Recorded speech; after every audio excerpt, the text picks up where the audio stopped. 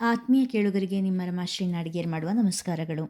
ರಮ್ಯ ಕಥಾಲೋಕಕ್ಕೆ ನಿಮಗೆಲ್ಲ ಮತ್ತೊಮ್ಮೆ ಸ್ವಾಗತ. ನೀವೀಗ ಪ್ರೀತಿಯ ತೇರು ಧಾರಾವಾಹಿಯ 102ನೇ ಸಂಚಿಕೆಯನ್ನು ಕೇಳ್ತಾ ಇದ್ದೀರಾ. ಕಥೆ ಪ್ರಾರಂಭ ಮಾಡೋದಕ್ಕೂ ಮೊದಲು ಯಾರ್ಯಾರು ಇನ್ನೂ ಚಾನಲ್ನ ಸಬ್ಸ್ಕ್ರೈಬ್ ಮಾಡ್ಕೊಂಡಿಲ್ಲ ಅವರೆಲ್ಲ ದಯವಿಟ್ಟು ಚಾನಲ್ನ ಸಬ್ಸ್ಕ್ರೈಬ್ ಮಾಡ್ಕೊಳ್ಳಿ. ಕಥೆಯನ್ನು ಲೈಕ್ ಮಾಡಿ, ಶೇರ್ ಮಾಡಿ, ಪ್ರೋತ್ಸಾಹಿಸಿ. ಈಗ ಕಥೆಯ ಮುಂದಿನ ಭಾಗಕ್ಕೆ ಹೋಗೋಣ. ಅತ್ಗೆ ಎನ್ನುತ್ತಾ ಮನೆ ಒಳಗೆ ಕಾಲಿಟ್ಟಳು ವಾರುಣಿ. ಏನೇ ವಾರುಣಿ, ಇಷ್ಟು ದಿನದ ಮೇಲೆ ಅತ್ತಿಗೆ ಅಂತ ಬರ್ತಾ ಇದೆಯಾ? ಇಷ್ಟು ದಿನ ಅತ್ತಿಗೆ ಇರೋದು ಮತ್ತೆ ಹೋಗಿತ್ತೇನೋ? ತುಸು ಸಿಟ್ಟಿನಿಂದಲೇ ನುಡಿದಳು ಲೀಲಾ. ವಾರುಣಿ ಮೌನವಾಗಿಯೇ ನಿಂತಳು. ಲೀಲಾ ತುಸು ಸಿಟ್ಟಿನಿಂದಲೇ ವಾರುಣಿಯ ಮುಖ ನೋಡಿದಳು. ವಾರುಣಿಯ ಮುಖ ನೋಡಿದ ಕೂಡಲೇ ಲೀಲಾಳ ಸಿಟ್ಟೆಲ್ಲ ಹಾರಿಯೇ ಹೋಯಿತು. ಸಿಟ್ಟಿನ ಜಾಗದಲ್ಲಿ ಗಾಬರಿ ತುಂಬಿತು. ಯಾಕೆ ವಾರುಣಿ, ಹೀಗಾಗಿ ಹೋಗ್ಬಿಡಿದೆಯಾ? ಮುಖ ಎಲ್ಲ ಯಾಕೆ ಹೀಗೆ ಸೋದೋಗಿದೆ? ಮದುವೆಯಾಗಿ ಬಂದಾಗಿನಿಂದಲೂ ನಾದಿನಿಗಿಂತ ಹೆಚ್ಚಾಗಿ ಸ್ನೇಹಿತೆಯಾಗಿದ್ದವಳ ಸ್ಥಿತಿ ಕಂಡು ಲೀಲಾಳಿಗೆ ಸಂಕಟವಾಗಿತ್ತು. ಏನಾಗಿದೆ ಅದಕ್ಕೆ? ಏನಿಲ್ಲ, ಆರಾಮಾಗೇ ಇದ್ದೀನಿ, ವಾರುಣಿ ನಿಧಾನವಾಗಿಯೇ ಹೇಳಿದಳು. ಬಾಯಿಲಿ ಎನ್ನುತ್ತಾ ಅವಳ ಕೈ ಹಿಡಿದುಕೊಂಡು ಸೀದಾ ಮನೆ ಎದುರಿಗೆ ನಿಲ್ಲಿಸಿದಳು ಲೀಲಾ. ಅತ್ತೆ, ಇಲ್ಲಿ ನೋಡಿ, ನಿಮ್ಮ ಮಗಳು ಹೇಗಾಗಿದ್ದಾಳೆ? ಯಾಕೆ ಹೀಗಾಗಿದೆಯಾ ಅಂತ ಕೇಳಿದ್ರೆ ಮಾತಾಡಿಸ್ತಾ ಇದ್ದಾಳೆ. ಮಗಳ ಬಾಡಿದ ಮುಖ ಕಂಡು ಸೀತಮ್ಮ ಅವರ ಕರಳು ಮಿಡಿಯಿತು. ವಾರುಣಿಯ ಕೆನ್ನೆ ಮೇಲೆ ಕೈಯಾಡಿಸ್ತಾ, ಯಾಕೆ ವಾರುಣಿ ಹೀಗಾಗಿದೆಯಾ ಎಂದರು ಮಮತೆಯಿಂದ. ಏನಾಗಿದ್ದೀನಮ್ಮ? ಏನಿಲ್ಲ. ಬಾರದ ನಗೆ ತುಳುಕಿಸಿ ನಕ್ಕರು. ಆ ನಗುವಿನ ಹಿಂದಿದ್ದ ನೋವು ಲೀಲಾಳ ಅರಿವಿಗೆ ಬಂದಿತ್ತು. ಮಂಜಣ್ಣನ ಆರೋಗ್ಯ ಹೇಗಿದೆ? ಕಾಳಜಿಯಿಂದ ಕೇಳಿದವಳಿಗೆ, ಅವರ ಆರೋಗ್ಯವಾಗಿದ್ದಾರತ್ಗೆ ಎಂದು ಉತ್ತರ ಕೊಟ್ಟಳು. ಮದುವೆಯಾಗಿ ಕೆಲವೇ ದಿನಗಳಲ್ಲಿ ಮಗಳ ಗಂಡ ಅವಳನ್ನು ಬಿಟ್ಟು ದೂರ ಹೋಗುತ್ತಿರುವನೋ ಎಂದು ತಿಳಿದ ಯಾವ ತಾಯಿ ತಾನೇ ನೆಮ್ಮದಿಯಿಂದ ಇರಲು ಸಾಧ್ಯ? ಮಗಳ ಭವಿಷ್ಯದ ಚಿಂತೆ ವಾರುಣಿಯನ್ನು ಕಾಡುತ್ತಿತ್ತು. ಬೇರೆ ಎಲ್ಲರಂತೆ ಮನೆಯವರು ನೋಡಿ ಮಾಡಿದ ಮದುವೆಯೋ ಅಥವಾ ಹುಡುಗ ಹುಡುಗಿ ಪರಸ್ಪರ ಪ್ರೀತಿಸಿಯಾದ ಮದುವೆಯಾಗಿದ್ದರೆ ಚಿಂತಿಸಲು ಕಾರಣ ಇರುತ್ತಿರಲಿಲ್ಲವೇನೋ. ಆದರೆ ನೇಹ ದ್ವೇಷದಿಂದ ಸುಹಾಸನ ಮದುವೆಯಾಗಿದ್ದು ಎಂದು ತಿಳಿದಾಗಿನಿಂದ ವಾರುಣಿಯ ಹೃದಯ ವಿಲವಿಲನೆ ಒದ್ದಾಡುತ್ತಿತ್ತು. ಮನದ ಭಯ ಹೇಳಲೂ ಆಗದೆ ಬಿಡಲೂ ಆಗದೆ ತನ್ನಲ್ಲೇ ನೋವುಣ್ಣುತ್ತಿದ್ದಳು ವಾರುಣಿ. ವಾರುಣಿಯದ್ದು ಹೇಗೆ ತಾಯಿಯ ಹೃದಯವೋ, ಸೀತಮ್ಮನವರದ್ದು ಕೂಡ ತಾಯಿಯ ಹೃದಯವೇ. ಮಗಳ ಬನದ ನೋವನ್ನು ಅವರು ಬಲ್ಲರು. ಸುಹಾಸ ನೇಹಾನ ಬಿಟ್ಟು ಹೋಗ್ತಾ ಇದ್ದಾನೆ ಅಂತ ಯೋಚನೆನಾ? ಲೀಲಾ ವಾರುಣಿಗಾಗಿ ಕಾಫಿ ಮಾಡಲು ಹೋದಾಗ ಮೆಲ್ಲಗೆ ಕೇಳಿದರು. ವಾರುಣಿ ಏನೂ ಉತ್ತರ ಕೊಡದೆ ನೆಲ ನೋಡಿದರು. ಏನೂ ಸರಿಯಿಲ್ಲ ವಾರುಣಿ, ಯಾಕೋ ಎಲ್ಲೋ ಏನೋ ತಪ್ಪಾಗಿದೆ ಅನ್ನಿಸ್ತಾ ಇದೆ. ನೇಹ ಸುಹಾಸ ಇಬ್ಬರೂ ಹೊಂದ್ಕೊಂಡಿದ್ದಾರೆ ಅಂತ ಅನ್ನಿಸ್ತಾ ಇಲ್ಲ ನನಗೆ. ಅದರಲ್ಲೂ ಸುಹಾಸಂಗಿಂತ ನೇಹಾಳದ್ದೇ ಯಾಕೋ ಬಿಗಿಯಾಗಿದೆ ಅನ್ನಿಸ್ತಿದೆ ಎಂದರು. ಸೀತಮ್ಮನ ಅನುಭವಿ ಕಣ್ಣುಗಳಿಗೆ ನೇಹ ಸುಹಾಸನ ನಡುವೆ ಬಿರುಕು ಇರುವುದು ಕಾಣಿಸಿತ್ತು. ವಾರುಣಿ ತಾನೇ ಏನು ಹೇಳಿಯಾರು? ತನ್ನ ಮಗಳ ತಪ್ಪನ್ನು ತಾಯಿ ಎದುರಿಗೆ ಆದರೂ ಹೇಳಲಾರರು. ಮೌನವನ್ನಪ್ಪಿಕೊಂಡರು. ಸೀತಮ್ಮ ಮಗಳ ಬೆನ್ನನ್ನು ಸವರುತ್ತಾ, ವಾಗೀಶನ ಹತ್ರ ಮಾತಾಡ್ತೀನಿ, ಸಾಧ್ಯ ಆದರೆ ನೇಹ ಸುಹಾಸ ಒಟ್ಟಿಗೆ ಇರೋ ಹಾಗೆ ಮಾಡ್ತೀನಿ ಎಂದರು.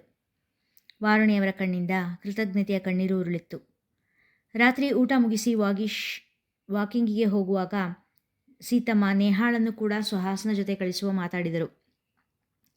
ಬೇಡಮ್ಮ, ಸುಹಾಸ ಒಬ್ಬನೇ ಹೋಗಲಿ, ಇದು ಅವನ ಭವಿಷ್ಯದ ಪ್ರಶ್ನೆ, ವಾಗೀಶ ಖಡಕ್ಕಾಗಿ ಹೇಳಿದ.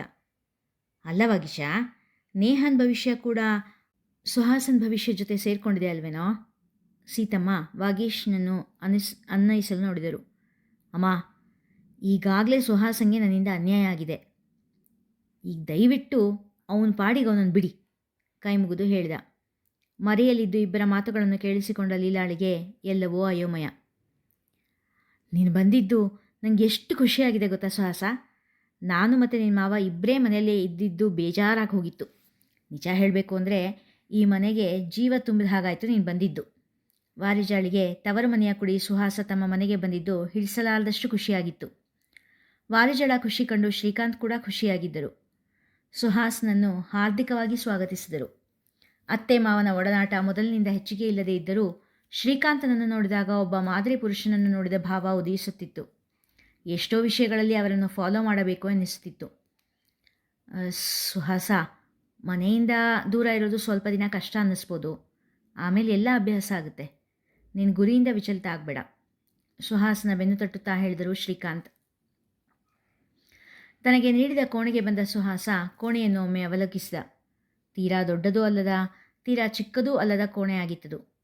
ಕೋಣೆಗೆ ಹೊಂದಿಕೊಂಡಂತೆ ಇದ್ದ ಬಚ್ಚಲು, ತನಗೆ ಹೆಚ್ಚು ಹಿಡಿಸುವ ಬಣ್ಣದ ಪರದೆಗಳು, ಓದಲು ಅನುಕೂಲವಾಗಿದ್ದಂತೆ ಇರಿಸಿದ್ದ ಟೇಬಲ್, ಚೇರ್, ಬುಕ್ ರಾಕ್ ಎಲ್ಲ ನೋಡಿದವನಿಗೆ ಮನ ತುಂಬಿ ಬಂದಿತ್ತು. ವಾರಿಜ ಶ್ರೀಕಾಂತ್ ತನ್ನ ಪ್ರತಿಯೊಂದು ಅವಶ್ಯಕತೆಯ ಬಗ್ಗೆ ಗಮನ ನೀಡಿದ್ದು ಅವರು ತನ್ನಲ್ಲಿ ಇರಿಸಿದ್ದ ಅಭಿಮಾನದ ಬಗ್ಗೆ ಹೇಳಿತ್ತು. ಕೋಣೆಯ ಒಂದು ಗೋಡೆಯಲ್ಲಿ ಸುರಭಿಯ ಮದುವೆಗೆಯಲ್ಲಿ ತೆಗೆದಿದ್ದ ಇಡೀ ಕುಟುಂಬದ ಚಿತ್ರ ತೂಗು ಹಾಕಿದ್ದರು. ಅದರಲ್ಲಿ ತನ್ನ ತಾಯಿಯನ್ನು ಕಂಡವನ ಕಣ್ಣು ತುಂಬಿ ಬಂದಿತ್ತು. ತನ್ನ ಮೇಲೆ ಕೋಪಗೊಂಡಿದ್ದ ತಾಯಿಯನ್ನು ನೆನೆದು ಮನಸ್ಸು ತುಸು ಮುದುಡಿತ್ತು. ಅಷ್ಟರಲ್ಲೇ ಸುಹಾಸ್ನ ಫೋನ್ ತನ್ನ ಇರುವನ್ನು ತೋರಿಸಿತ್ತು. ಪರದೆ ಮೇಲೆ ಅಮ್ಮ ಎಂಬ ಹೆಸರನ್ನು ಕಂಡು ಖುಷಿಯಿಂದ ಫೋನ್ ರಿಸೀವ್ ಮಾಡಿದ. ಮಗ, ಈ ಅಮ್ಮನಿಂದ ಏನೋ ತಪ್ಪಾಗಿದೆ ಅಂತೂ ಗೊತ್ತಾಗ್ತಿದೆ. ಏನು ತಪ್ಪು ಅಂತ ಗೊತ್ತಾಗ್ತಿಲ್ಲ. ಈ ಅಮ್ಮನ ಕ್ಷಮಿಸ್ಬಿಡೋ. ಮುಂದೇನು ಹೇಳದೆ ಬಿಕ್ಕಿದರು ಲೀಲಾ. ಮಾ ಪ್ಲೀಸ್, ನೀ ಅಳಬೇಡ. ನೀನು ಹತ್ರ ನನಗಿಲ್ಲಿರೋ ಕಷ್ಟ ಆಗುತ್ತೆ. ನಾನು ವಾಪಸ್ ಬಂದುಬಿಡ್ಲಾ ಹೇಳು ಎಂದಾಗ, ಬೇಡ ಕಣಪ್ಪ, ನೀನು ನಿನ್ನ ಗುರಿ ಸಾಧಿಸಿನೇ ಬಾ, ನಾನು ಕಾಯ್ತಾ ಇರ್ತೀನಿ ಎಂದರು ಲೀಲಾ. ಅಮ್ಮ, ನೇಹಂದು ಕೂಡ ಏನೂ ತಪ್ಪಿಲ್ಲ, ಅವಳಿಗೇನು ಹೇಳಬೇಡ ಎಂದ ಸುಹಾಸನ ಮಾತು ಕೇಳಿ ಲೀಲಾನ ಸುನಕ್ಕರು. ನಿನ್ನ ಹೆಂಡತಿಗೇನು ಹೇಳೋದಿಲ್ಲ ಮಾರಾಯ, ಅವಳು ನನ್ನ ಮಗಳ ಹಾಗೇನೆ. ಅವಳನ್ನೇ ನಾನು ಇವತ್ತಿಂದ ನೋಡ್ತಾ ಇಲ್ಲ ಎಂದರು ನಗುತ್ತಾ. ಅಮ್ಮನ ಬಳಿ ಮಾತನಾಡಿದ ಸುಹಾಸ್ನ ಮನ ಕೊಂಚ ಹಗುರಾಯಿತು. ಬಡ್ಡಿ ಮಗನೇ, ಅದೆಲ್ಲೆಲ್ಲಿ ಮಚ್ಚೆ ಇದೆಯೋ ನಿನಗೆ. ಹುಡುಗೀರು ನೀನು ಅಂದರೆ ಸಾಯ್ತಾರಲ್ಲ. ನೀನು ಬಲೆ ಬೀಸದೆ ತಡ ಪುತುಕ್ ಪುತುಕ್ ಅಂತ ಬಂದು ಬೀಳ್ತಾರಲ್ಲ. ನಟರಾಜನ ಜೊತೆ ಬಾರ್ನಲ್ಲಿ ಕುಡಿಯುತ್ತಾ ಕುಳಿತಿದ್ದ ರೋಹಿತ ತುಸು ಹೊಟ್ಟೆ ಕಿಚ್ಚಿನಿಂದಲೇ ಹೇಳಿದ. ಅದು ನಮ್ಮ ಜಾದು ಕಣಮ್ಮ. ಇದುವರೆಗೆ ನಾನು ಬಯಸಿದ ಯಾವ ಹೆಣ್ಣನ್ನು ನಾನು ಬಿಟ್ಟಿಲ್ಲ. ಚಿಟಿಕೆ ಹೊಡೆಯೋಷ್ಟರಲ್ಲಿ ಎಲ್ಲರೂ ನನ್ನ ಹಾಸಿಗೆಗೆ ಬಂದಿರ್ತಾರೆ. ಎಷ್ಟೇ ರೂಪಸಿ ಆಗಿದ್ದರೂ ಸರಿ, ಎಷ್ಟೇ ಶ್ರೀಮಂತರಾಗಿದ್ದರೂ ಸರಿ. ಈ ನಟರಾಜ ಕಣ್ಣಿಟ್ಟ ಅಂದರೆ ಮುಗೀತು. ಕುಡಿತದ ಮತ್ತಿನಲ್ಲಿ ತೇಲುತ್ತಾ ತನ್ನನ್ನು ತಾನೇ ಹೊಗಳಿಕೊಳ್ಳುತ್ತಿದ್ದ ನಟರಾಜ. ನೀ ಏನು ಹೇಳಮ್ಮ, ಹೋದ ಸರಿ ಮಾತ್ರ ನಿಂಗೆ ಬಂಪರು. ಹುಡುಗಿನೇ ಸಿಕ್ಕಿದ್ಲು.